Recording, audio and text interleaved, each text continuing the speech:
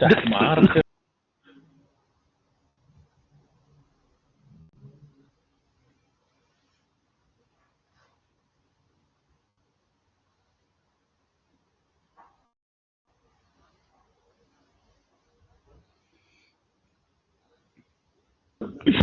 دراري واش باقي ما دخلوش الصودا؟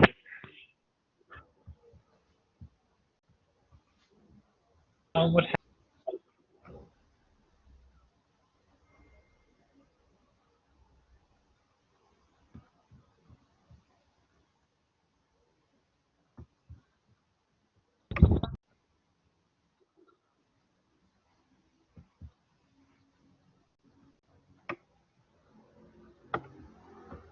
جيش نفرق. كاينة أستاذة راه داخلة وقيلة أستاذ. بونجور مدام. Bonjour. Bonjour.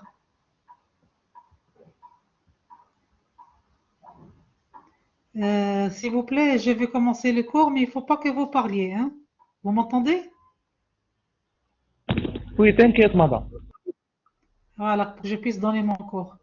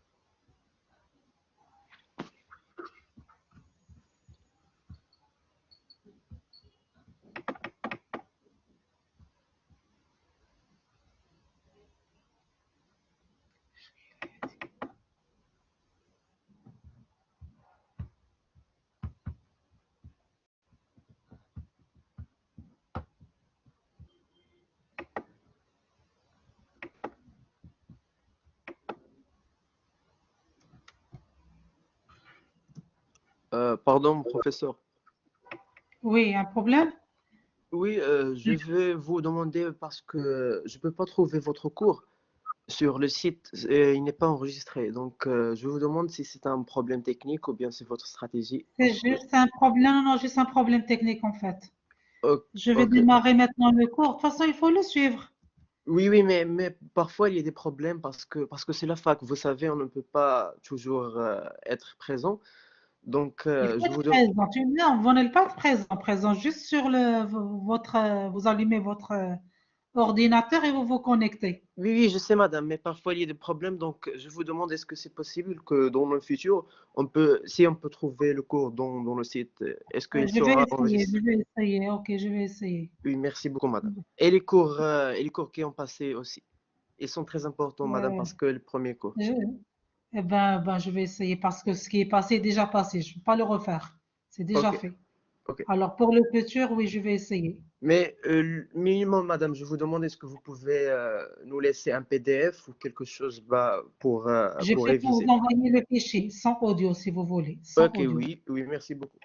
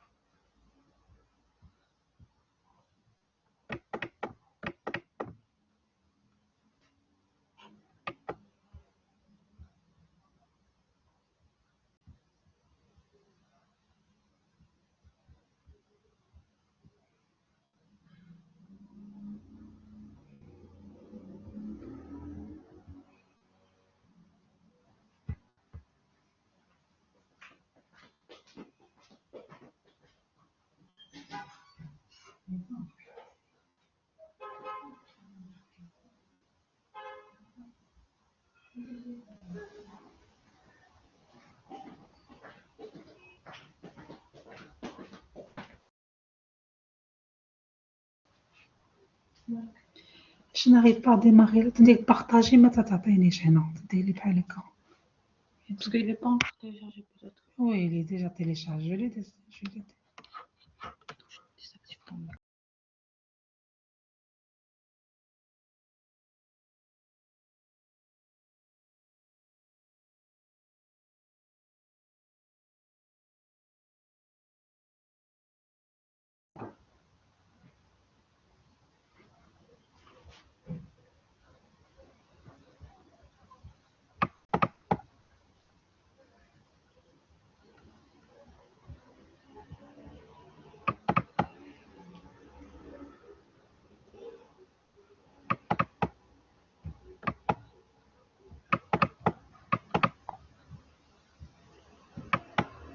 Alors, on commence le cours, s'il vous plaît.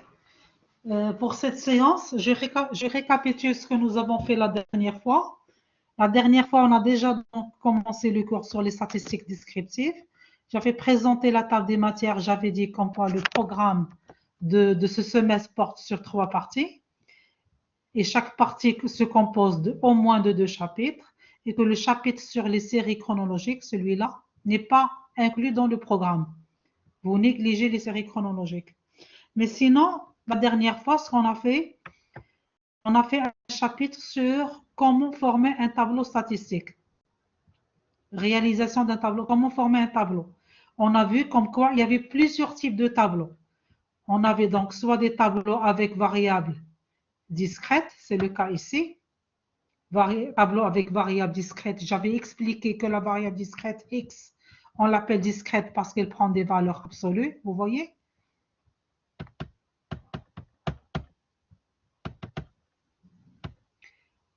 Alors, j'ai donné un exemple ici. tableau d'une variable discrète. Comment former ce tableau? C'est déjà fait la semaine dernière. On avait donc ici, dans cet exemple, plusieurs chiffres et on devait les regrouper dans un seul tableau comme celui-là. J'ai déjà expliqué, je ne reviens pas sur ce tableau-là. Ensuite, tableau d'une variable continue. Comment ça se présente? Une variable continue et se présente comme ça. X varie sur des intervalles de classe. X varie sur des intervalles de classe. OK? Alors, on dit que la variable est une variable continue. Donc, voilà un autre type de tableau. Soit avec des amplitudes égales de classe, c'est le cas ici, quand vous faites la différence. 20 moins 10, ça me donne 10. 30 moins 20, ça me donne 10. Vous voyez, à chaque fois, quand je fais la différence entre les deux valeurs ici, je trouve la même amplitude.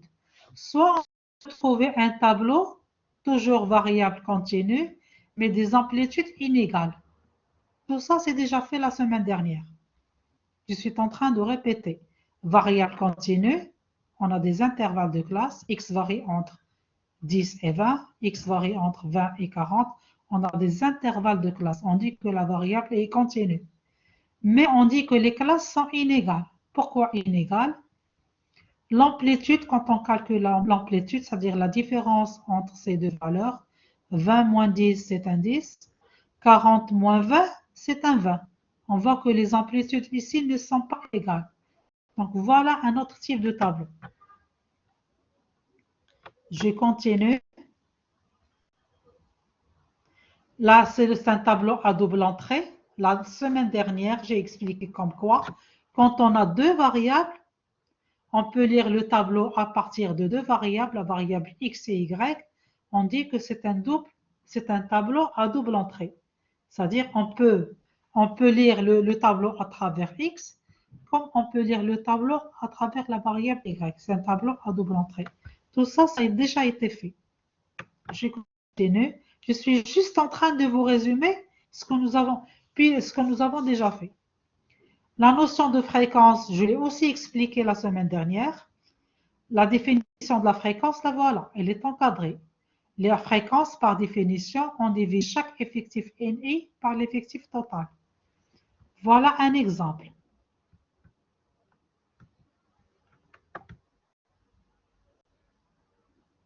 Voilà l'exemple. On veut calculer la fréquence. On divise chaque NI, 20, par la fréquence totale qui est de 100. Voilà la colonne de calcul. Pour chercher la fréquence relative, on divise chaque NI, par exemple 20, par le total. La même chose, 30 par le total. Voilà la ligne. Et on a des pourcentages. La fréquence est toujours exprimée en pourcentage. Normalement, c'est 10%, c'est 15%, c'est 30%, etc. Fréquence simple et cumulée, nous l'avons déjà fait la semaine dernière aussi. On doit cumuler. Regardez ici un exemple. La fréquence relative, j'ai dit, on divise chaque NI par le total. Ça me donne ça. Ce chiffre qui est là, si vous le divisez par ça, ça vous donne 53,79. Ça, c'est la fréquence relative. Vous faites le même travail pour les autres lignes. Vous divisez ce chiffre par le total. Ça vous donne ceci, etc., etc. Fréquence maintenant cumulée. On peut la voir croissante ou bien décroissante. Alors, croissante, ça veut dire on va ajouter. Décroissante, ça veut dire on va retrancher. On va retrancher. Commençons par celle-là. Je fixe la première valeur qui est là, de la fréquence, 53,79. Je la fixe, je la mets et j'ajoute. J'ajoute la valeur suivante qui est 29,27. Ça me donne 53, ceci plus 29, ça me donne 83,07. J'ajoute le chiffre suivant, plus 7,5. 83,06 plus 7,5. Ça me donne ça. C'est le cumulé croissant. Plus la valeur suivante, 6,10, ça me donne ceci. Plus 3,34, ça me donne ça. Donc, dans le cumulé croissant, on ajoute. Ici, on va retrancher. Je fixe le 100. Normalement, ici, on a un total de 100. De cette colonne, on a un total de 100. Je fixe le 100 et je retranche les valeurs de la fréquence. Je retranche les valeurs parce que c'est décroissant. Je retranche. Je retranche de 100 la valeur de 53,79. Ça me donne ça. Je retranche 29,27. Ça me donne ça. Je retranche la valeur suivante. Ça me donne 16. Je retranche 6,10. Ça me donne ça. 9,44, etc. Voilà. Alors, dans les fréquences cumulées croissantes, on ajoute les fréquences relatives. Dans les cumulés décroissants, on retranche les fréquences relatives. Tout ça, c'est déjà fait la semaine dernière. C'était juste une petite révision pour ceux qui étaient absents. S'il vous plaît, je vous demande d'être toujours présent si vous voulez vraiment maîtriser cette matière. Ça, c'est un autre exemple. Vous pouvez le faire chez vous si vous voulez. On passe maintenant au chapitre 2. Les représentations graphiques, c'est-à-dire comment tracer les schémas. Quel type de schéma on peut faire et comment? Quand on a un tableau qui est chiffré. Comment on peut faire le schéma et quel type de schéma? Alors, quand la variable, caractère, ça veut dire la variable, elle est discrète, on a deux types de schémas. Soit on trace le diagramme en battant, soit on peut tracer le schéma cumulatif. Quand on dit diagramme, ça veut dire schéma. D'accord? Diagramme veut dire schéma. On peut faire un schéma en battant, ou bien on peut faire un schéma cumulatif lorsque le caractère, c'est-à-dire la variable x, est discrète. Quand la variable est continue, quels sont les types de schémas possibles? On peut faire l'histogramme, on peut faire le polygone des fréquences, et continue, on peut faire d'autres types de schémas. Je passe maintenant, quand la variable est discrète, on va faire le premier schéma qu'on appelle diagramme en battant. Quand la variable est discrète, on avait dit, on peut faire ce qu'on appelle un schéma en battant. Voilà un exemple. Et on vous dit, tracez un schéma en battant. N'oubliez pas, on est maintenant en train d'étudier les schémas. Comment tracer les schémas? La variable est discrète, voilà l'exemple, et on veut tracer un schéma en battant. Alors, comment? Voilà le schéma. Non.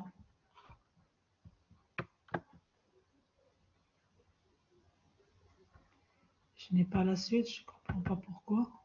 Voilà. Alors, voilà l'exemple que je viens de vous montrer. Et voilà le diagramme en battant. Pourquoi en battant? Parce qu'il se présente. Pourquoi on l'appelle diagramme en battant? On l'appelle diagramme en battant parce qu'il se présente sous forme de battant. Regardez. On a 5 battants. Voilà le premier, deuxième, troisième, quatrième, cinquième. Donc, c'est un diagramme représenté sous forme de battant. OK, alors comment on l'a tracé? Je vais vous montrer comment. Je prends, en principe, pour tracer un schéma, j'ai besoin de deux axes. Voilà l'axe des X et voilà l'axe des Y. OK? Je trace deux axes. Les valeurs de X qui sont là, 1, 2, 3, 4, 5, je les porte sur l'axe des X. OK? Les voici. Les valeurs de NI qui sont là, je les porte sur cet axe. Je note NI, ou bien je peux porter la valeur de la fréquence, ou bien FI. Moi, je choisis NI, c'est facile. OK? Je prends les valeurs de NI. On a 31, 29, 11, 6 et 3. Je porte ces valeurs ici, les voici, dans l'ordre. Alors, normalement, pour chaque valeur de X, il y a une valeur de NI. Pour 1, on a une hauteur de 34. 31, c'est un 31, c'est un 1, je pense. 31. Regardez, pour 1, je trace mon premier battant jusqu'à la valeur 31. Voilà, j'ai tracé mon premier battant. Pour la valeur suivante, pour x égale 2, je prends la hauteur 29. Pour la valeur 2, voilà 2, je trace un bâton jusqu'à la hauteur 29. Voilà. Pour la valeur 3, je trace un troisième bâton pour une hauteur de 11. Pour x égale 3, voilà 3. Je trace le bâton jusqu'à la valeur 11. Voilà, 11, ça s'arrête là, ça s'arrête là. Voilà, etc., etc. Donc, on appelle ce schéma diagramme en bâton. D'accord? On a terminé avec ce type de schéma. Si on vous donne un tableau statistique avec une variable discrète comme ça, et on vous dit tracer le schéma, vous pouvez tracer celui-là. Ça s'appelle le diagramme en bâton. Alors, on passe vers maintenant un autre type de schéma possible. Voilà. On passe vers ce qu'on appelle le diagramme cumulatif. Ça s'appelle le schéma cumulatif ou bien diagramme cumulatif. La variable x, elle est discrète, regardez. Elle est discrète. Et on vous dit tracer le diagramme cumulatif. Eh bien, je dois d'abord chercher la fréquence, calculer. Normalement, on vous donne ces deux premières colonnes, pas plus. XI et le NI. L'exercice se compose de deux colonnes, les voici. Et on vous dit chercher diagramme cumulatif, vous êtes obligé de calculer cette colonne et celle-là. C'est-à-dire une colonne qui représente les fréquences, une colonne qui représente les fréquences cumulées. Je calcule les fréquences comme d'habitude. Je divise chaque NI par le total de la colonne. OK?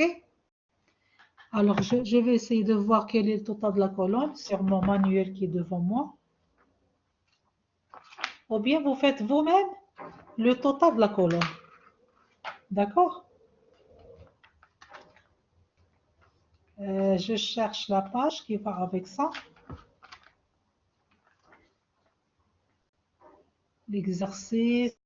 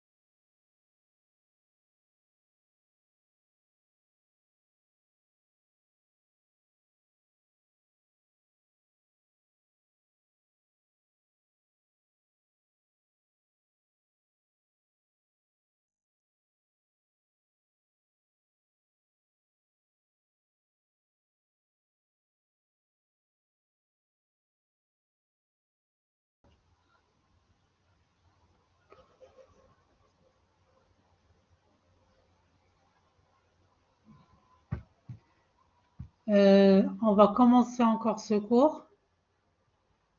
Il y avait un problème de connexion. J'espère que vous suivez.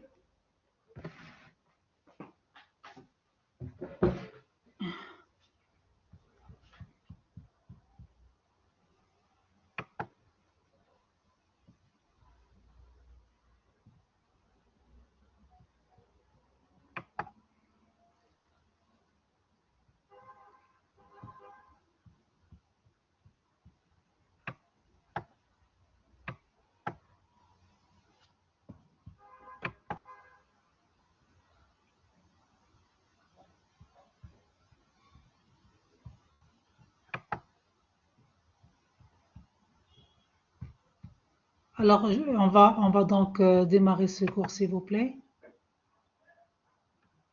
Très bien. Alors, je suis désolée, il y avait juste un problème de connexion. C'est pourquoi le cours s'est arrêté. Maintenant que la connexion a repris, on va pouvoir continuer notre cours. Alors, on était en train de parler des diagrammes possibles qu'on peut tracer, n'est-ce pas? Alors, le diagramme cumulatif, les types de schémas que l'on peut faire. On était à quel niveau, s'il vous plaît, tout à l'heure? On a expliqué quoi, en fait? Alors, lorsque la variable était discrète, on a dit on peut tracer le diagramme en battant. Regardez le diagramme en On a battant. expliqué le diagramme en battant. Ah, je sais, on l'a expliqué.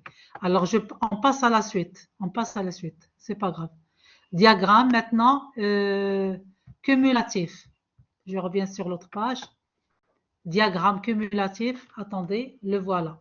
Alors, j'avais dit, pour tracer un diagramme cumulatif, il faut d'abord chercher la fréquence et les fréquences cumulées. Vous êtes obligé. Parce que, une fois que vous calculez la fréquence et la fréquence cumulée, vous allez vous servir de cette colonne et de la dernière pour tracer le diagramme cumulatif. Vous avez besoin des valeurs de x et des valeurs qui sont là. Alors, voilà le schéma, ce que ça donne. Là, les valeurs de x, je les porte sur l'axe des x et les valeurs des fréquences cumulées sur l'axe des y. D'accord? Ça, c'est sur l'axe des y. Regardons le schéma, ce que ça donne. Voilà. Les valeurs de x sont là. 1, 2, 3, 4 et 5. Les valeurs des fréquences cumulées sont là. 0,15, 0,35, 0,82, 0,94. D'accord? Alors, je trace le diagramme cumulatif. On me dit de 1 à 2, x prenant la valeur jusqu'à 2. Attendez, je regarde mon manuel, veuillez m'excuser. De 1 à 2, c'est 0,15. Je trace le premier segment, le voici, de 1 jusqu'à 2. Voilà le premier segment par rapport à 0,15.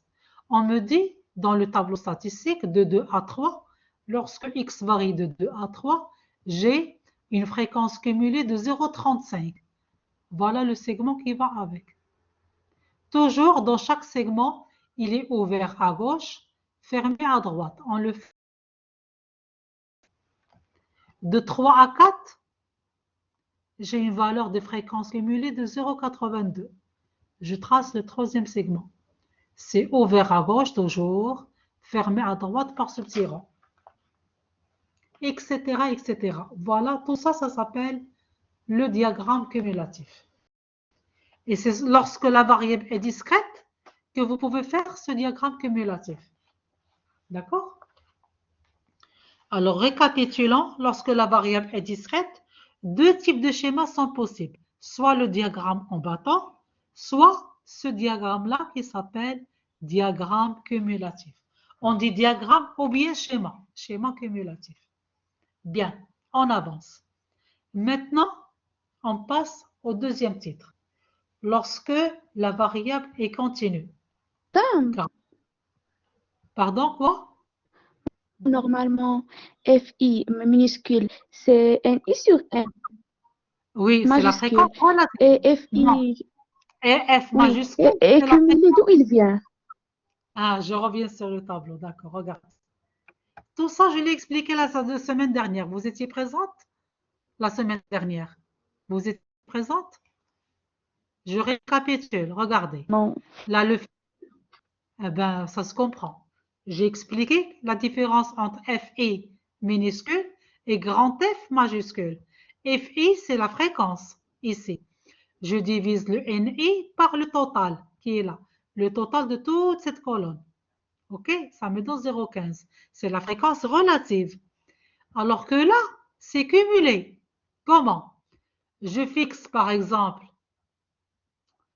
bon, là, je ne peux rien cumuler. Il n'y a pas de valeur avant. Je mets toujours un 0 et je fixe la première valeur 0,15.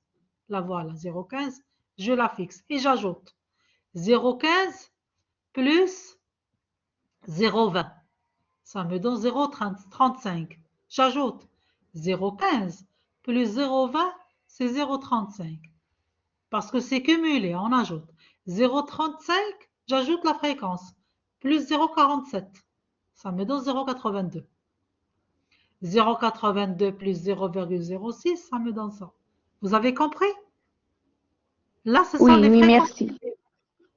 Très bien. Et on a tracé, pour pouvoir tracer le diagramme cumulatif, je prends les valeurs de x et je prends les valeurs de grand F de x, les fréquences cumulées, ces valeurs qui sont là, que je porte sur l'axe des y.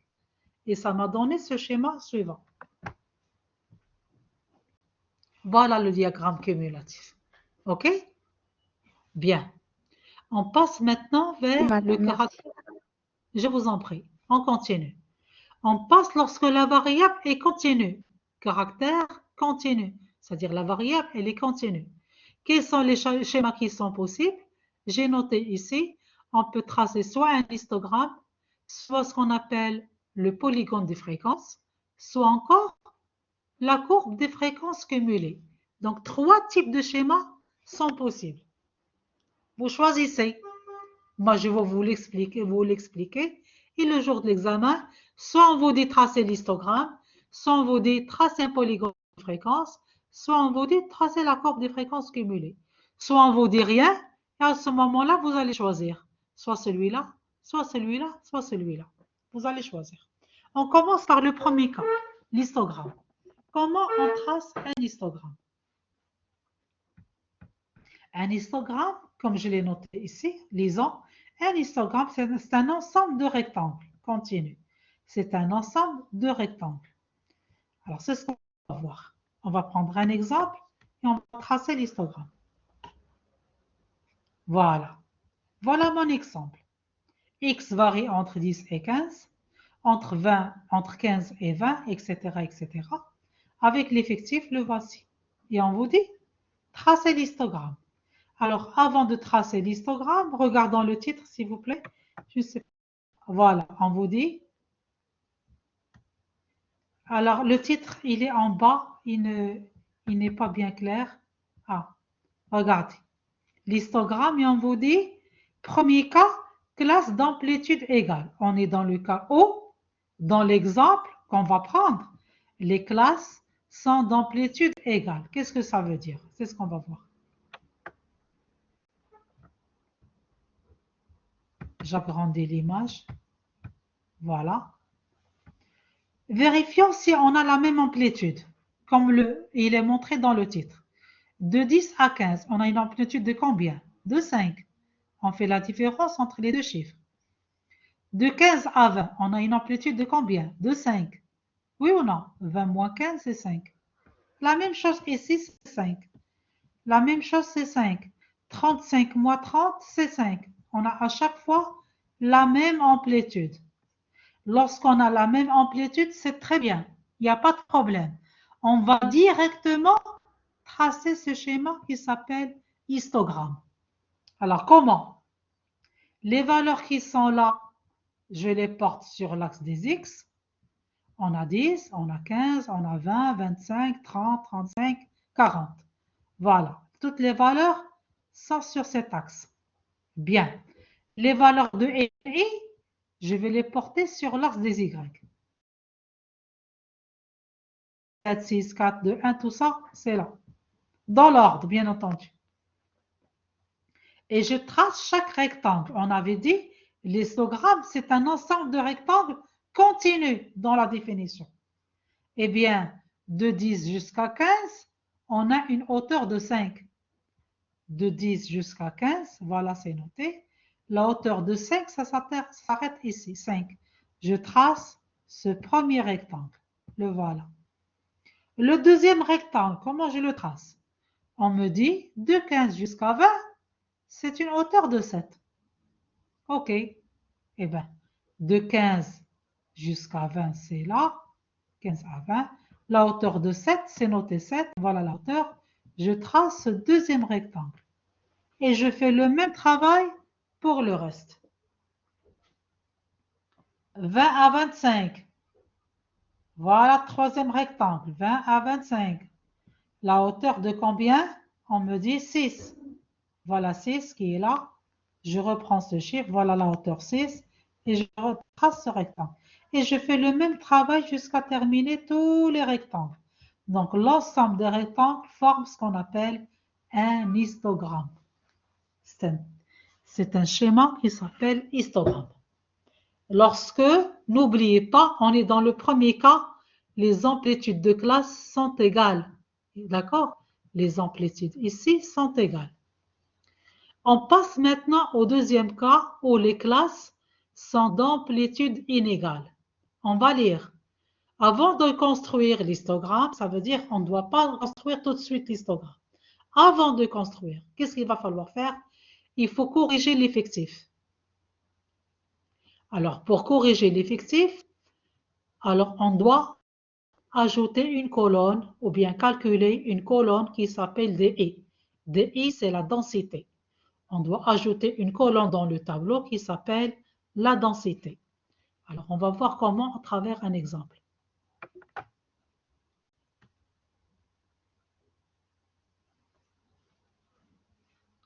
Voilà.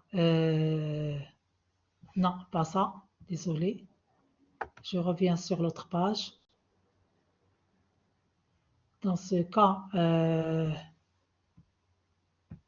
je dois rétrécir l'image, ne pas l'agrandir pour, voilà, pour avoir le deuxième cas. Voilà, regardez. Classe d'amplitude inégale. Voilà l'exemple. La variable est continue. On vérifie les amplitudes. Normalement, dans le titre, elles sont inégales. Elles ne sont pas égales. L'amplitude entre 10 et 20, elle est de 10. Vous faites la différence entre les deux chiffres, ça me donne 10. L'amplitude ici, entre 20 et 40, c'est 20. La différence est de 20. La dernière ligne, la différence entre 100 et 60, c'est 40. Qu'est-ce qu'on constate ici dans cette colonne d'amplitude? On n'a pas la même amplitude. Des fois c'est 10, des fois c'est 20 et des fois c'est 40. Quand on n'a pas la même amplitude, on est obligé de calculer les DI, comme je l'ai dit dans le cours. On calcule cette colonne pour pouvoir tracer un schéma qui s'appelle histogramme. On doit ajouter cette DI. Par définition, le DI, par définition, on divise NI par AI. On divise NI par AI. Voilà. On divise, alors on divise, j'ai dit NI, le 20, par AI qui est 10. Je divise 30 par 20. J'applique cette formule, hein, ok? Je divise NI 20 par AI qui est 20. Ça me donne ces chiffres. Alors, ce sont ces chiffres qui sont là que je vais porter sur l'axe des Y. Et les valeurs de X sur l'axe des X. Donc, pour tracer l'histogramme, j'ai besoin de la première colonne et de cette dernière colonne des DI. J'étais obligé de calculer DI parce que les classes sont d'études inégales. Ici, elles sont inégales, je calcule ça. Donc, je trace deux axes. Je porte ces valeurs sur X et ces valeurs qui sont là sur Y. C'est ce que je vais faire. Voilà mon histogramme. Vous voyez? Les valeurs de X sont là, sur cet axe. Les valeurs de DI, ici. Alors, regardons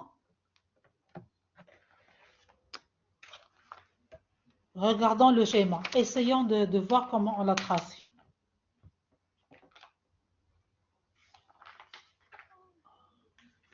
Alors, regardez. On a la première tranche, ici, les valeurs de x là, c'est de 10 à 20. On a de 10 à 20 ici. On a un DI de 2. DI, il est de 2 ici. Voilà la valeur 2. Je trace mon premier rectangle. Le voilà. Vous suivez? Le deuxième rectangle. X varie entre 20 et 40. Regardez le tableau statistique. On a X varie entre 20 et 40. La densité, elle a une hauteur de c'est-à-dire 1,5. Là, c'est 1,5. DI de 1,5, la hauteur de 1,5. Je trace le deuxième rectangle. Le troisième maintenant. X varie entre 40 et 60. On a 40 jusqu'à 60. Ici, une hauteur de combien dans mon tableau? DI, il est de 1. On a une valeur 1 ici. Je trace ici mon troisième rectangle. Le dernier rectangle, de 60 à 100, 60 jusqu'à 100, on a une hauteur de 0,25. Ici, c'est noté 0,25. Voilà la hauteur de 0,25. Alors, tout le schéma, ça s'appelle histogramme. Mais attention, il faut toujours vérifier l'amplitude. Quand elle est inégale, vous calculez la densité et vous portez les valeurs de la densité dans cet axe qui est là. Et à ce moment-là, vous pouvez tracer l'histogramme. C'est compris? J'espère que vous avez compris. Bien. On passe maintenant vers un autre type de schéma qu'on appelle polygone des fréquences. Polygone des fréquences. Voilà.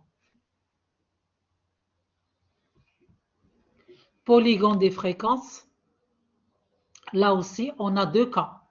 Il faut vérifier pour X, est-ce que les amplitudes de classe sont égales ou bien inégales. D'accord?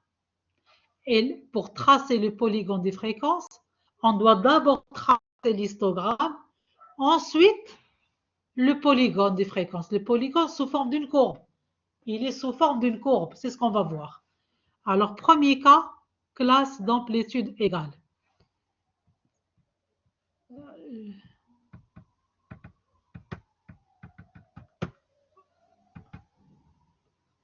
Alors, premier cas, classe d'amplitude égale. Là, c'est égal. OK. Voilà l'exemple. Est-ce qu'on a la même amplitude? D'après le titre, on nous dit amplitude égale. C'est vrai. De 10 à 15, c'est une amplitude de 5. 15 à 20, c'est une amplitude de 5. Vous faites la différence entre les deux chiffres. 20 à 25, c'est 5. Donc, à chaque fois, on a 5. Donc, on a la même amplitude. Alors, on peut tracer sans problème le polygone. C'est ce qu'on va voir. Regardez le schéma. Alors, le polygone, c'est cette courbe qui est là. Regardez. C'est cette courbe. On trace d'abord l'histogramme, comme d'habitude. Je vous ai montré comment tracer l'histogramme, n'est-ce pas?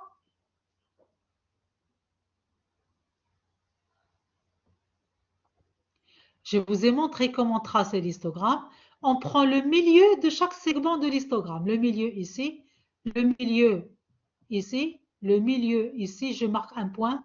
Je marque un point au milieu. Je marque un point dans ce rectangle. Je marque un point dans ce rectangle, le milieu. Et puis, je joins par une courbe tous ces milieux que j'ai marqués par des points. Là, c'est une courbe. C'est une courbe qui s'appelle polygone des fréquences. S'il vous plaît, si vous voulez me poser une question, vous me l'envoyez sous forme de message. Je peux lire votre message et répondre oralement à votre message. Si vous ne comprenez pas quelque chose, ou bien si vous voulez me poser une question, vous la faites sous forme de message et moi je vous réponds oralement. Alors je reviens sur le cours. Ce schéma sous forme de courbe, on l'appelle polygone des fréquences. Récapitulons s'il vous plaît. On a des classes d'amplitude égales, n'est-ce pas? On doit d'abord tracer l'histogramme sous forme de rectangle. Le voici l'histogramme. Ensuite, prendre le milieu de chaque segment de ce rectangle, milieu, milieu, milieu, et joindre les milieux par une courbe. Cette courbe, ça s'appelle polygone des fréquences. Vous voyez comment on trace un polygone des fréquences? C'est une courbe. On passe maintenant vers le deuxième cas, c'est là. Classe d'amplitude inégale, c'est le deuxième cas.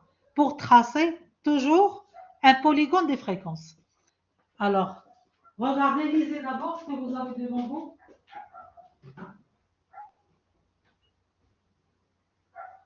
Lisez ce que vous avez devant vous. Qu'est-ce qu'on vous dit? On peut également tracer un polygone des fréquences, mais en prenant soin d'abord. Voilà les étapes qu'il va falloir respecter. Pourquoi? Parce que les classes sont d'amplitude inégale. Regardez. 10 à 20, on a une amplitude de combien? Regardez l'amplitude, j'ai noté A et l'amplitude. Amplitude de 10.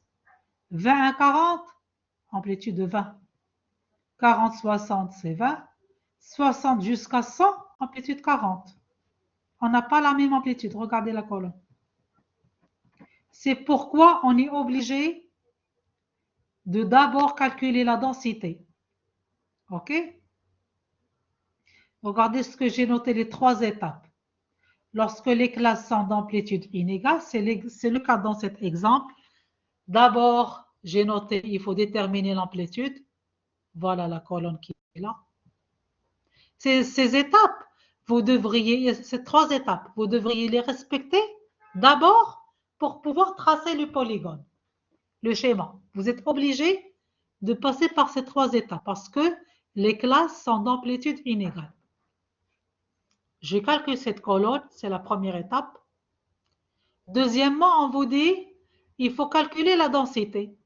Voilà, la deuxième étape. J'ai respecté la deuxième étape. J'ai calculé la densité par la que j'ai ici.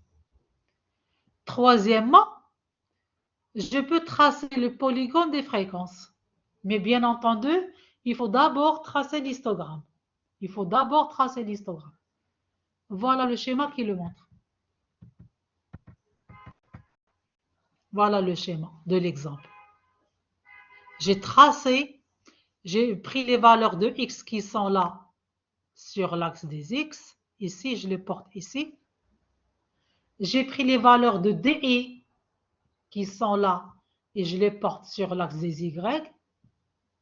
Je trace d'abord l'histogramme sous forme de rectangle. Je prends le milieu, je marque des points au milieu des segments et je trace la courbe qui s'appelle polygone des fréquences. Voilà la courbe. Vous voyez, lorsque les classes sont d'amplitude inégale, on ne trace pas directement le schéma. Il faut d'abord respecter les 3 étapes ici, c'est-à-dire j'ai ajouté une colonne qui représente l'amplitude, calculer cette densité, tracer l'histogramme et ajouter en plus le polygone qui est cette courbe qui est là. J'espère que vous avez compris, n'est-ce pas? Bien, on continue. Oui, madame. Très bien, merci de m'avoir répondu, mademoiselle, vous êtes gentille. Au moins, ça me rassure qu'il y a quelqu'un qui suit et qui répond à mes questions. Si vous avez des questions à poser, n'hésitez pas, d'accord? Et je vous conseille de suivre régulièrement mes cours parce que c'est difficile de rater une séance et de pouvoir suivre le cours la semaine prochaine. Il faut suivre les cours régulièrement si vous voulez vraiment maîtriser et valider cette matière. Je continue s'il vous plaît. Lorsque la variable est continue, on peut aussi tracer ce qu'on appelle les courbes des fréquences cumulées. Alors jusqu'à présent, on a vu 2 types de schémas quand la variable est continue. Premièrement, l'histogramme. Deuxièmement, le polygone des fréquences. Et maintenant, troisièmement, la courbe des fréquences cumulées. Alors, on va prendre un exemple et je vous montre comment tracer cette courbe. C'est ce qu'on va voir.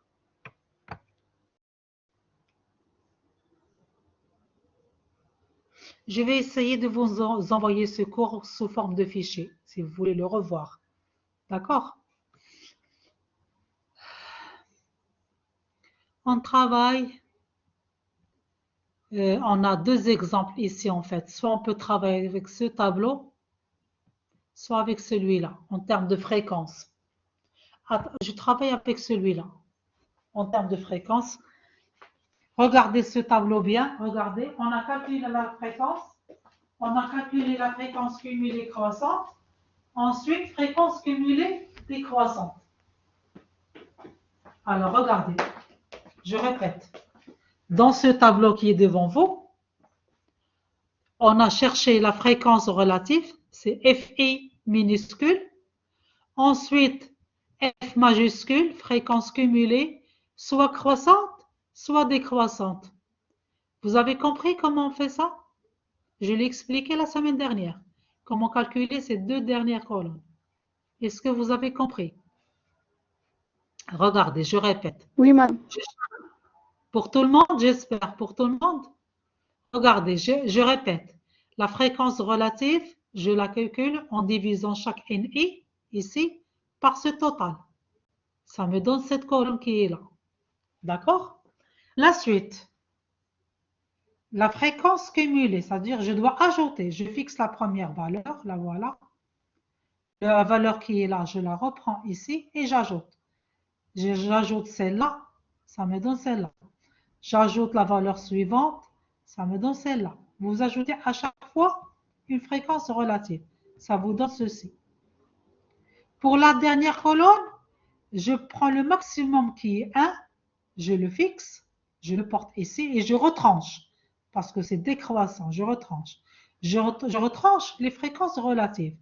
Je retranche 0,13, ça me donne ça. Je retranche 0,87, la valeur qui est là, ça me donne ceci. Et je retranche à chaque fois, ça me donne cette colonne. Bien. Une fois que j'ai calculé ces colonnes qui sont là, les trois dernières, je peux tracer les courbes. Alors, pour tracer la première courbe, j'ai deux courbes à tracer. Une courbe par rapport aux fréquences cumulées croissantes et une courbe par rapport aux fréquences cumulées décroissantes. J'ai deux courbes à faire. Alors, je dois tracer deux axes. Un premier axe avec les valeurs de x sur l'axe des x et un deuxième axe, l'axe des y, avec les valeurs qui sont là. Alors, regardons le schéma. Voici le schéma. Voilà, regardez. Les valeurs de x sont là. Regardons. Je prends mon manuel qui est entre mes mains. Voilà le schéma. Normalement, il faut avoir le tableau statistique devant vos yeux pour pouvoir tracer la courbe. On vous dit de 10 à 20, de 10. Alors, voilà la courbe. Ce qui est en bleu, c'est la courbe des fréquences cumulées croissantes. Elle augmente. Vous voyez? C'est une courbe qui augmente. C'est la courbe des fréquences cumulées croissantes. Ça augmente. La deuxième, c'est la courbe des fréquences cumulées décroissantes. Elle diminue. Elle est décroissante. Vous voyez? Je commence par la première courbe, celle-là, en bleu. Comment je l'ai tracée? Elle est croissante. Eh bien, je prends les valeurs des fréquences cumulées croissantes qui sont sur le tableau statistique. Je porte ces valeurs qui sont là, 0,13, 0,47, d'après mon tableau. Les valeurs sont là. Bien. Les valeurs de x sont ici. Alors, comment tracer le premier point? De 10 à 20, de 10 jusqu'à 20, j'ai la valeur de 1. Là, non, attention, croissance, c'est 0,13. De 10 à 20, c'est 0,13. Je marque mon premier point ici. Je marque un point.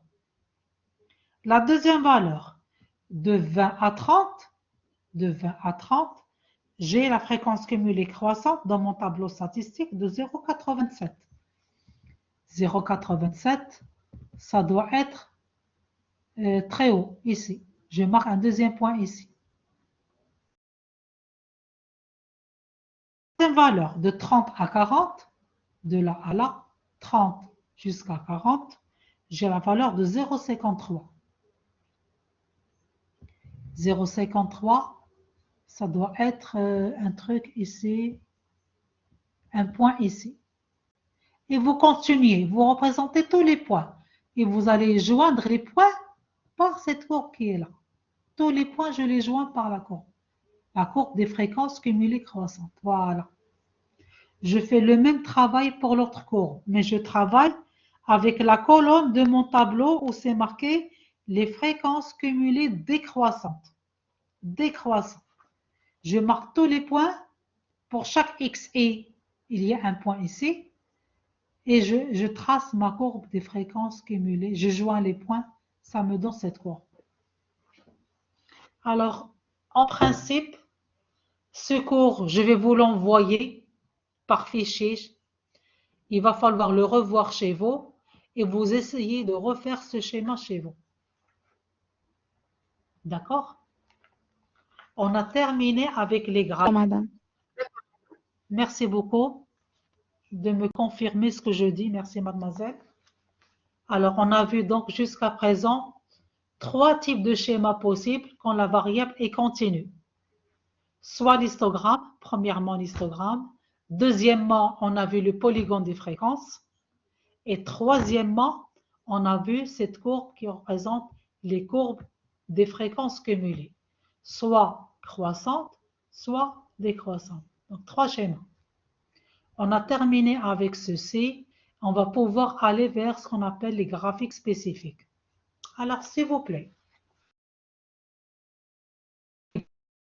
vous aurez rarement l'occasion de les voir quand on fera des exercices. Mais juste, il faut savoir qu'il existe, que ce genre de schéma existe.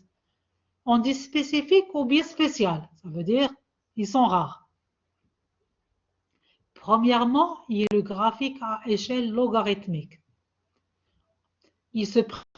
On doit représenter les valeurs sous forme de log. On ne va pas le faire. Vous le lisez chez vous si vous voulez, c'est tout. Et vous ne l'aurez pas le jour de l'examen. Vous voyez les valeurs que vous avez là? Le chiffre d'affaires 14,1, 20, 28,3, vous les représentez en termes de log. Et le schéma, il est comme ça. Les axes en termes logarithmiques. On ne va pas le faire et vous ne l'aurez pas le jour de l'examen, donc ce n'est pas la peine. Juste vous le lisez chez vous. Là, vous aurez ce qu'on appelle le diagramme polaire. Vous avez les mois et les chiffres.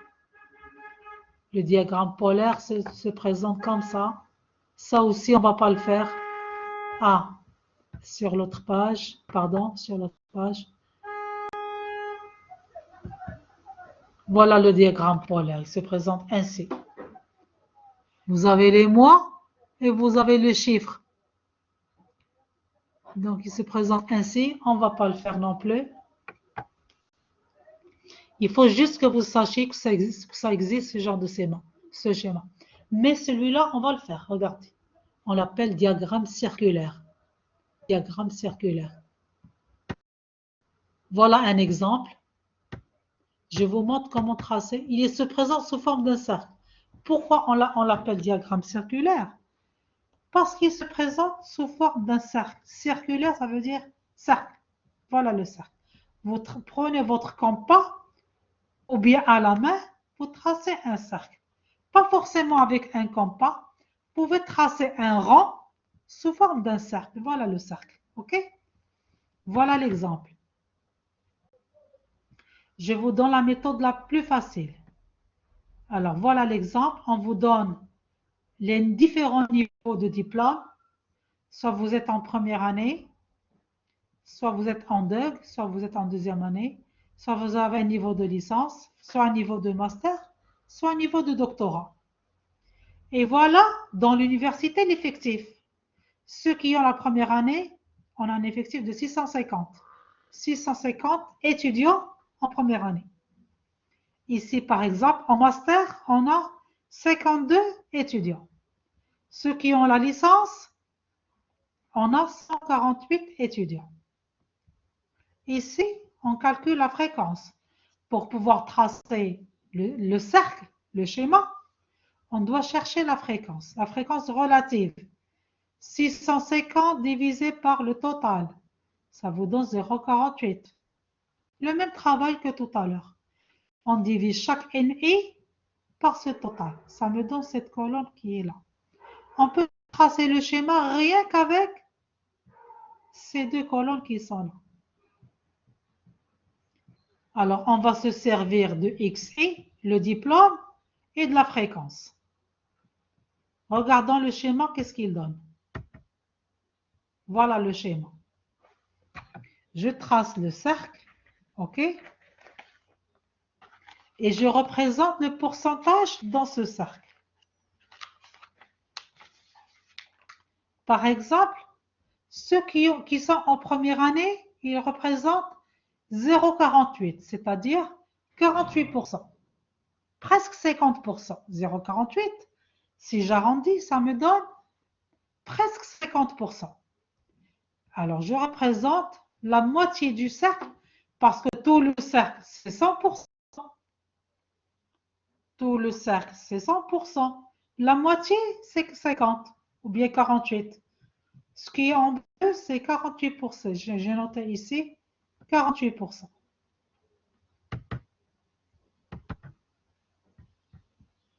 Je vais aller vers le schéma. Ah non, je n'arrive pas à la voir. Donc, je suis obligée d'aller vers l'autre page. Voilà. Alors, la première année, ici, 48%. Voilà, je l'ai représenté en bleu. L'année suivante, le DUG. Le DUG, c'est, on me dit, 0,22%. C'est-à-dire, 0,22%, c'est 22%. 20 en mauve.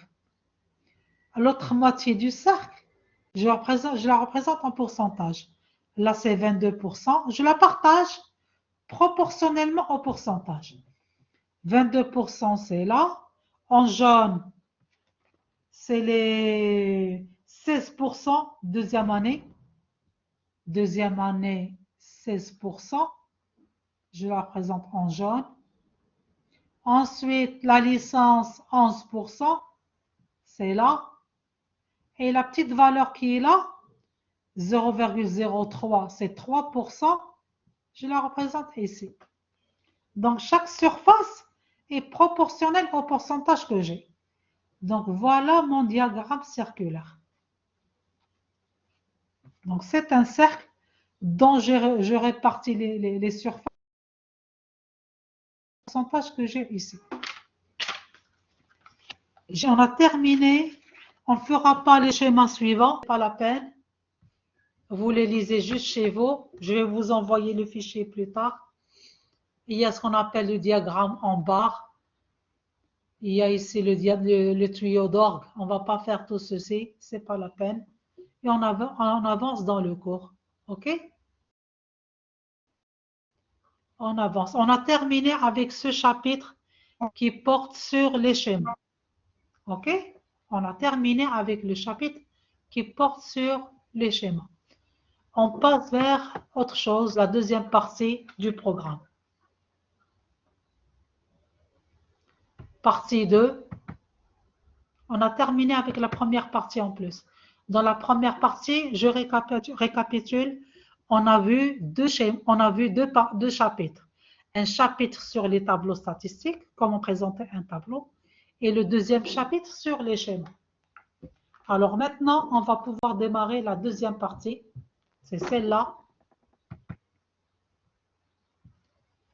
Les traitements des séries à un seul caractère. Chapitre 1, indicateur de tendance centrale ou de position. Lisez ceci, c'est ce qu'on va étudier. Il y a les moyennes, il y a le mode, il y a la médiane et il y a les quantiles. Ce sont ces 4 points que nous allons voir aujourd'hui. OK? 4 points que nous allons voir. On va commencer par le premier point qui est quoi? La moyenne, les moyennes. Il y a différents types de moyennes. On va commencer par les moyennes. Alors, vous lisez ceci, vous allez le lire chez vous quand je vais vous envoyer le fichier. Le fichier plus tard, hein? Je vais vous l'envoyer cette semaine. Alors, il y a les moyennes, c'est ce qu'on va voir. On va voir leur formule. Il y a différents types de moyennes. On commence par la moyenne arithmétique. D'accord? On la note par X bar. Là, c'est X. Et au-dessus, il y a un trait. Ça s'appelle X bar, comme celle-là. X bar. C'est la moyenne, c'est le symbole de la moyenne arithmétique. Si on vous dit calculer la moyenne arithmétique, vous prenez. D'accord? Par définition, voilà la formule. Je vous demande de retenir cette formule. C'est sigma NE XI, NE qui multiplie XI, divisé par sigma NE. Là, c'est une formule en termes de NE. On peut avoir la même formule en termes de fréquence, FI. Sigma FI, fréquence, qui multiplie XI, divisé par sigma des fréquences, la somme des fréquences. Donc, je vous demande de retenir ces deux formules.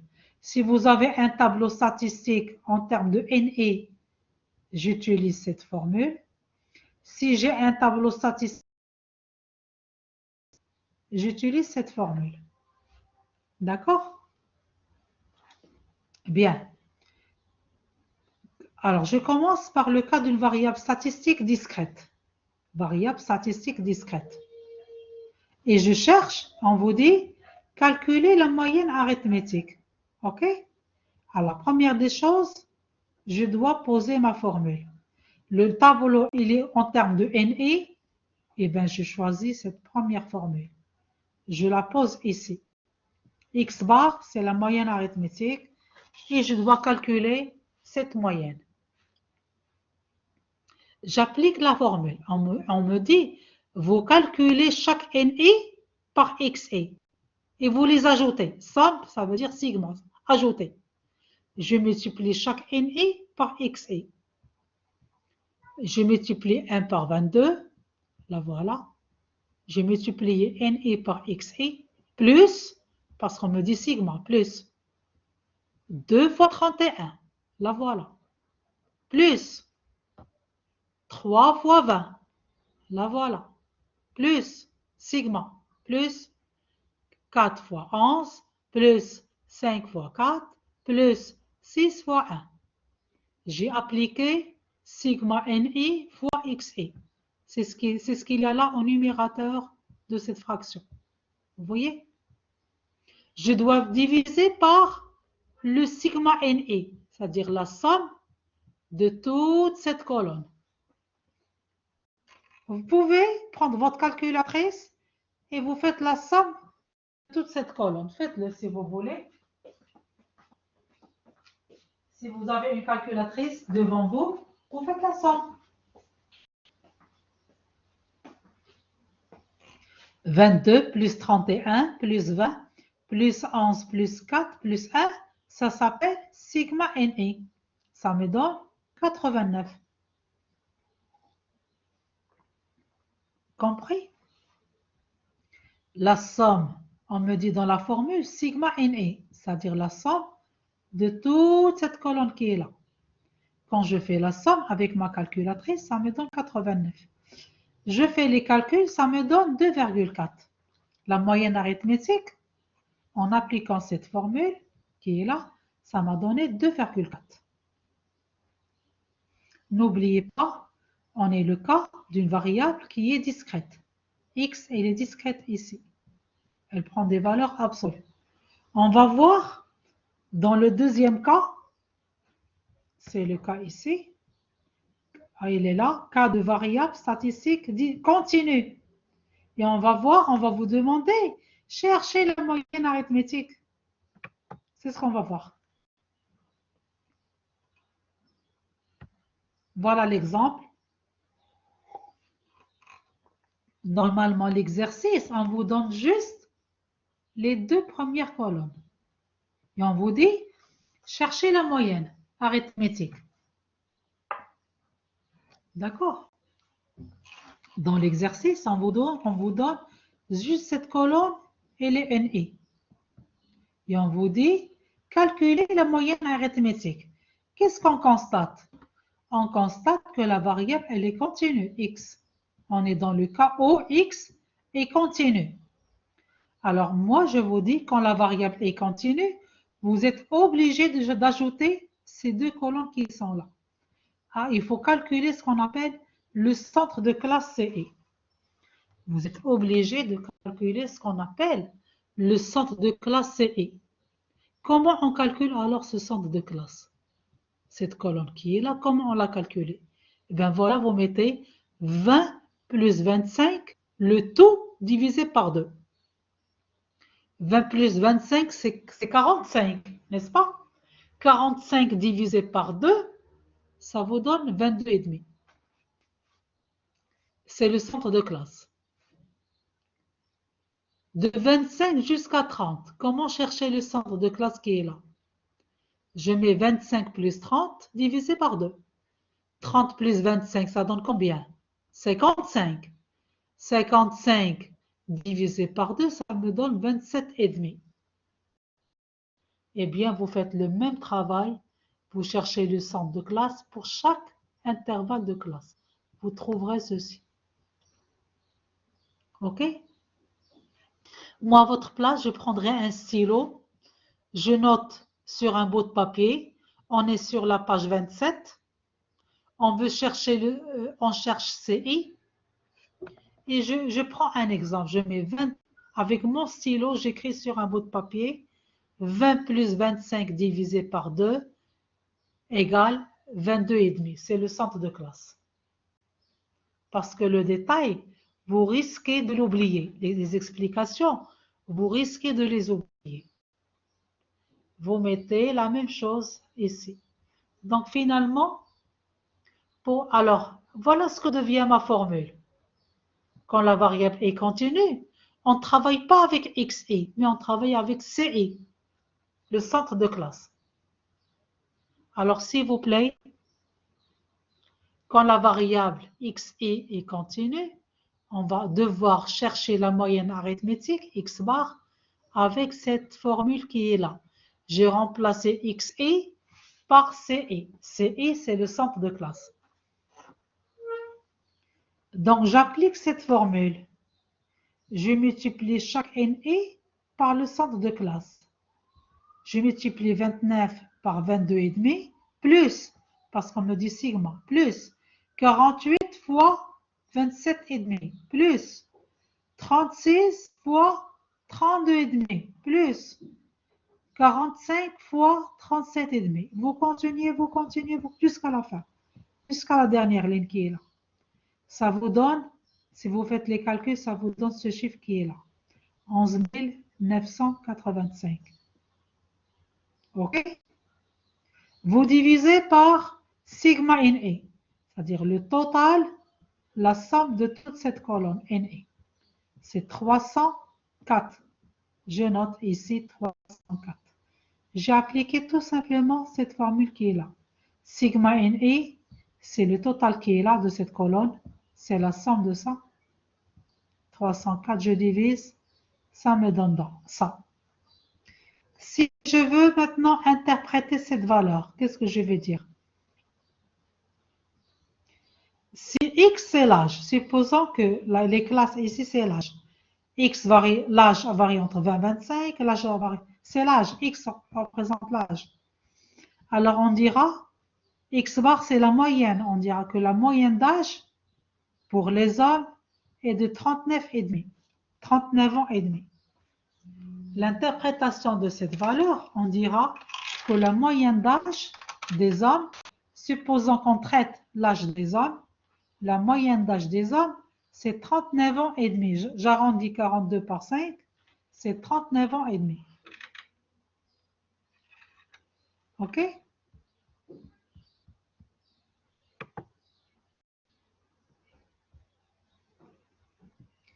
J'espère que vous avez compris comment on calcule la moyenne quand la variable est continue. Vous voyez, la moyenne arithmétique, on a deux cas. Soit le cas où x est continu, c'est l'exemple de tout à l'heure. Je reviens, voilà. X est une variable discrète, pardon. X variable discrète, j'applique cette formule qui est là. Vous voyez, je travaille avec x et. Ou bien, deuxième cas, x c'est une variable continue et je travaille avec les centres de classe. Et ma formule devient ainsi. Je travaille avec CI. Et je calcule la moyenne arithmétique. En multipliant chaque NI par CI, je fais la somme et je divise par ça, sigma NI. On passe maintenant vers les autres moyennes. On a terminé avec la moyenne arithmétique. On passe maintenant vers le calcul des autres types de moyennes.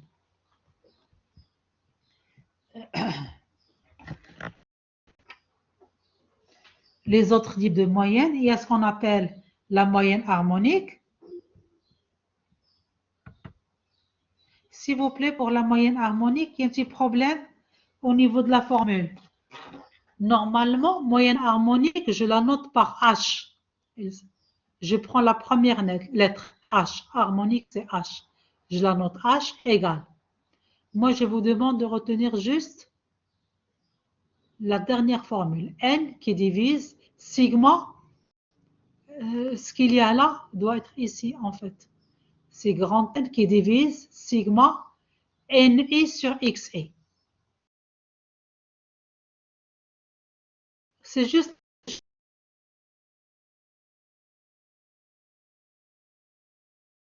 normalement ce qu'il y a là doit être ici. D'accord? Ce qu'il y a ici doit être là. Finalement, H égale à combien? La moyenne harmonique, sa formule. C'est N qui divise sigma NI sur XI. Il faut retenir et apprendre cette formule. D'accord? Ensuite, on va prendre tout de suite un exemple et on va appliquer la formule. D'accord? Maintenant, on est juste en train de voir les types de moyennes qui existent aussi. Il y a donc la moyenne harmonique, voilà la formule. Ensuite, la moyenne quadratique. Je la note avec la première lettre, Q. La formule n'est pas très claire.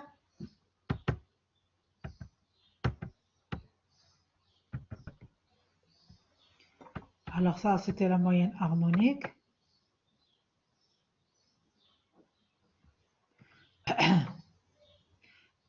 Quadratique ne figure pas ici. La quadratique, je dois aller vers l'autre page.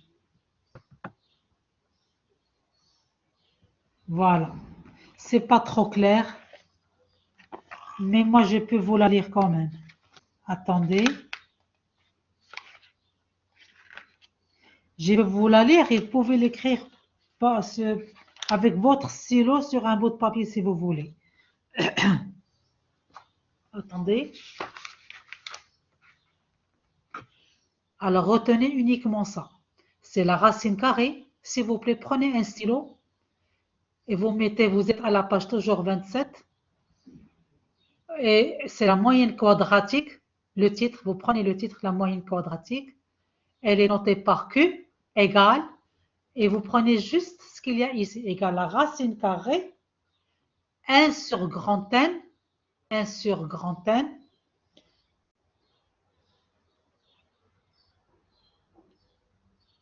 alors N qui multiplie sigma NI fois XI au carré. C'est le XI au carré. Je répète. Moyenne quadratique égale racine carrée de 1 qui divise n qui multiplie sigma ni xi carré. J'espère que vous avez noté la formule. Ça, c'est la moyenne géométrique. Pardon, quadratique. Je passe vers la suite. Moyenne géométrique maintenant. Elle est notée par G. Alors, il y a des étapes. Ceci, cela. Ça, c'est la racine carrée. Peu importe, moi, je vous dis de retenir juste la dernière formule. Alors, moyenne géométrique, je la note par G. Au plus encore, log G. G, c'est la moyenne géométrique. Égal. Là aussi, il y a un décalage au niveau de la formule, s'il vous plaît, parce que le fichier a été transformé en PDF et la formule a un petit peu changé de style. Normalement, s'il vous plaît, prenez un stylo, c'est égal sigma ni qui divise, non, c'est sigma ni fois log xi qui divise ça. C'est ça fois ça, s'il vous plaît. Avec un stylo, reprenez la formule sur un bout de papier. C'est sigma ni qui multiplie log xi, le tout divisé par sigma ni. Bon, retenez juste la dernière formule. Si on vous dit calculer la moyenne géométrique, vous allez prendre cette formule qui est là et vous allez l'appliquer. D'ailleurs, on va faire un exemple où on va calculer toutes les moyennes. OK? OK. Alors, je passe à la page suivante. Pardon? Il y a quelqu'un qui a parlé? Bon. Non, je te dis, ok, madame. D'accord. Donc, voilà un exemple. Voilà un exemple. On vous dit, calculer les moyennes. 2 points. Calculer la moyenne géométrique G. On la note par G. Calculer la moyenne harmonique. Elle est notée par H. Et calculer la moyenne quadratique. Elle est notée par Q. D'accord? Généralement, dans l'exercice, on vous donne juste les 2 premières colonnes. S'il vous plaît, je répète, dans la semaine, je vais vous envoyer le cours de la semaine prochaine et le cours d'aujourd'hui sous forme de fichier. D'accord? C'est un fichier. Peut-être qu'il n'y aura pas l'audio, mais en tous les cas, le cours. C'est bon? Vous allez pouvoir le lire chez vous à tête reposée. Je vous enverrai un fichier avec le cours de la semaine dernière et le cours d'aujourd'hui. Si jamais ce cours n'est pas enregistré. Moi, j'ai lancé l'enregistrement, mais je ne sais pas s'il sera enregistré chez vous. Bon, pour cet exercice, normalement, on vous donne juste les 2 premières colonnes. C'est à vous de faire les calculs qui sont nécessaires pour chercher les moyennes qu'on vous demande. Commençons par la moyenne géométrique. Voilà la formule, tout ce qui est noté en rouge ici, 1, 2, 3, ce qui est en rouge, ce sont les formules. Là, c'est la formule de la moyenne géométrique. Là, c'est la formule de la moyenne harmonique. Et là, c'est les formules de la moyenne quadratique. Q au carré égale ça, xi carré sur ça. OK? Moyenne géométrique, moyenne harmonique, H, moyenne quadratique, Q. Alors, pour calculer la moyenne géométrique, je dois former des colonnes de calcul. C'est là. Je dois chercher log xi. Je dois multiplier, voilà la colonne, log xi. Je dois multiplier le ni par ça. Et voilà la colonne. Donc, ce qui est en rouge, c'est pour répondre à la question 1. Log G, pour chercher la moyenne géométrique. J'étais obligé de former ces colonnes-là. J'ai besoin dans ma formule de log xi, Voilà la colonne, je l'ai calculée. Et j'ai besoin dans ma formule de NI qui multiplie ça. Voilà la deuxième. Donc, j'ai besoin de ces deux colonnes qui sont en rouge pour répondre à la question 1. J'ai le XI, c'est le centre de classe. Voilà le XI, ça apparaît entre 20 et 40. Ici, c'est le centre de classe. OK? Le centre de classe. J'ai déjà expliqué comment calculer le centre de classe. C'est 20 plus 40 divisé par 2, ça me donne 30. Je prends ma calculatrice, ok? Je prends ma calculatrice et je cherche log XI. D'accord? Log de 30, ça me donne 1,477. Vous suivez?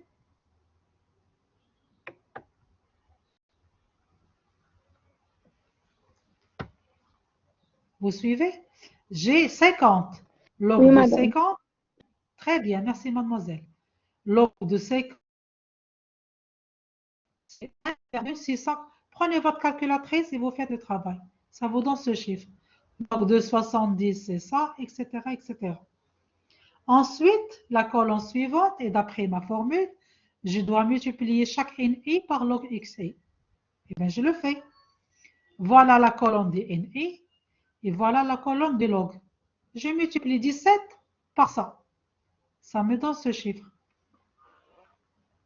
Je multiplie NI 24 par le log, sans log de XI, 1,699.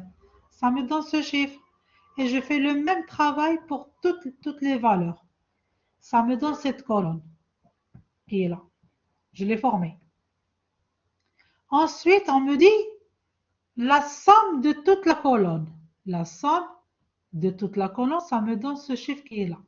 Je le reprends ici. Je remplace donc cette formule par son chiffre, qui est 219 qui est là. C'est le sigma de toute la colonne. Et je dois diviser par sigma NI.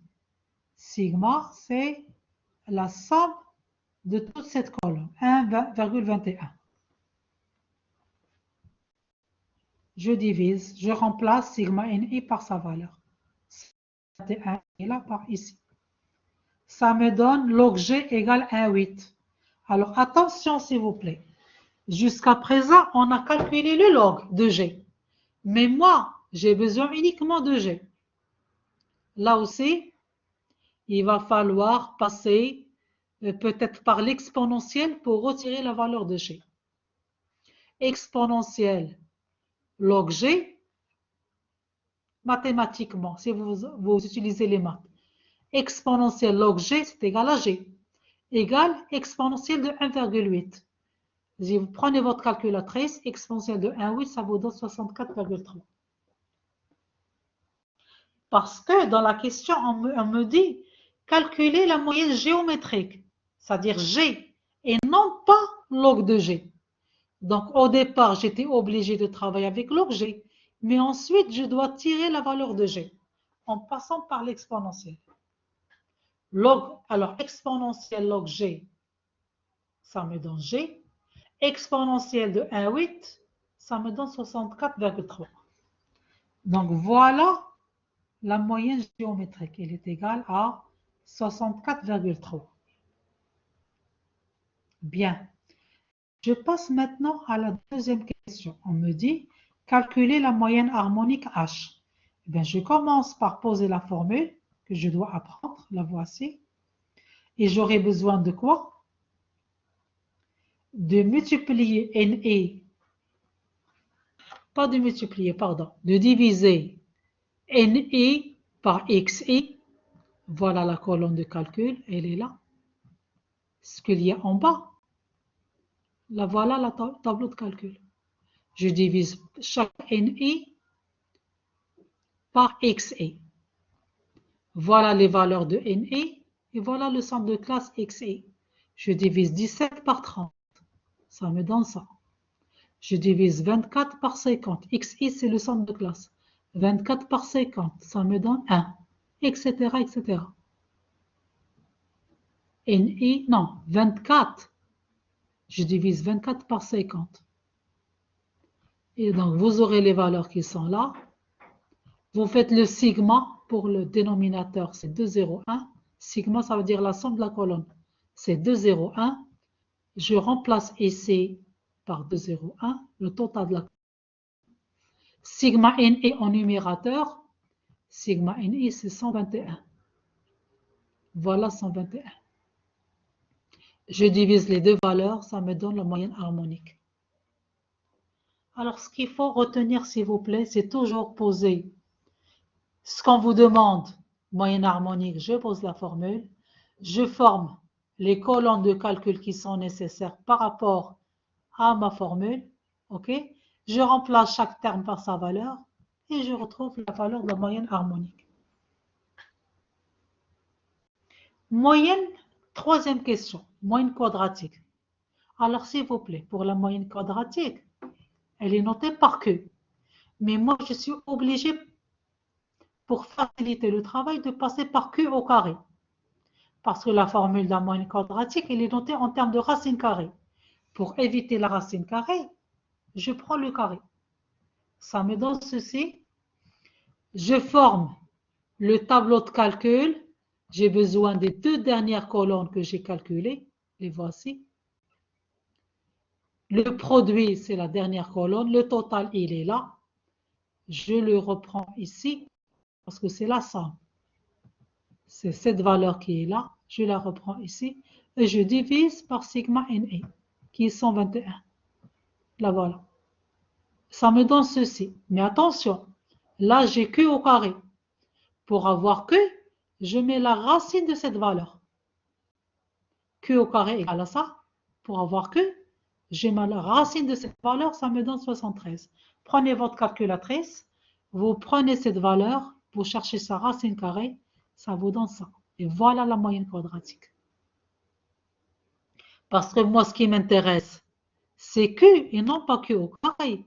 Q au carré, c'était juste pour faciliter le travail et les calculs. Pour échapper à la racine carrée, parce que la formule de Q, elle est donnée en fonction de racine carrée. Pour éviter la racine carrée, j'ai élevé le taux au carré.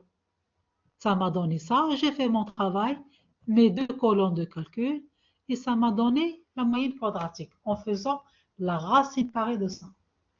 J'espère que vous avez compris. Alors, en principe, vous pouvez aussi calculer la moyenne arithmétique, x bar. Alors là, c'est une identité qu'il va falloir retenir, s'il vous plaît. Toujours, toujours, toujours. Elle doit être vérifiée à travers l'exercice que vous avez, quelles que soient les données de l'exercice. Vous avez toujours la valeur de H inférieure à la valeur de G, la moyenne géométrique, elle-même toujours inférieure à la moyenne arithmétique, elle-même toujours inférieure à la moyenne quadratique. Vérifions à travers l'exercice. La valeur de H, je l'ai remplacée. En effet, elle est inférieure à la valeur de G, moyenne géométrique 64, arithmétique 69, quadratique. J'ai remplacé chaque terme par sa valeur. Et cette relation, elle doit être toujours vérifiée, quel que soit l'énoncé de l'exercice. Et d'ailleurs, elle est vérifiée ici, dans notre exercice. C'est compris, j'espère. Cette inégalité doit toujours être vérifiée. Si elle n'est pas vérifiée, dites-vous que vous avez fait une erreur au niveau de l'exercice, au niveau des calculs. Mais sinon, elle est toujours vérifiée, quels que soient les chiffres de votre énoncé. Donc, j'espère que vous avez compris comment on calcule x bar, la moyenne arithmétique, comment on calcule le g, moyenne géométrique, comment on calcule le h, comment on calcule la moyenne quadratique. Moi, je vous conseille de reprendre cet exercice chez vous. Normalement, l'exercice, il est donné juste avec la première colonne et la deuxième colonne. Et vous faites tout le reste pour calculer les différentes moyennes. J'espère que vous avez compris par rapport à ça. Je pense qu'on va arrêter le cours à ce niveau-là parce que Avec l'autre ensemble, on s'est arrêté à ce niveau-là. D'accord? D'ailleurs, il nous reste plus que quelques minutes, pas beaucoup pour terminer. Avec l'autre ensemble, on s'est arrêté à ce niveau-là. Donc, moi, j'arrête aussi le niveau. Je vous remercie pour votre attention. Il est déjà midi. Je vous remercie et rendez-vous vendredi prochain. Je rappelle comme quoi je vais envoyer sous forme de fichier le cours d'aujourd'hui et le cours de la semaine dernière. Mais c'est dans la semaine. Je vais le faire dans la semaine. Alors, merci beaucoup et je vous laisse partir. Je vous libère. Merci pour votre attention. D'accord? Alors, j'arrête le cours.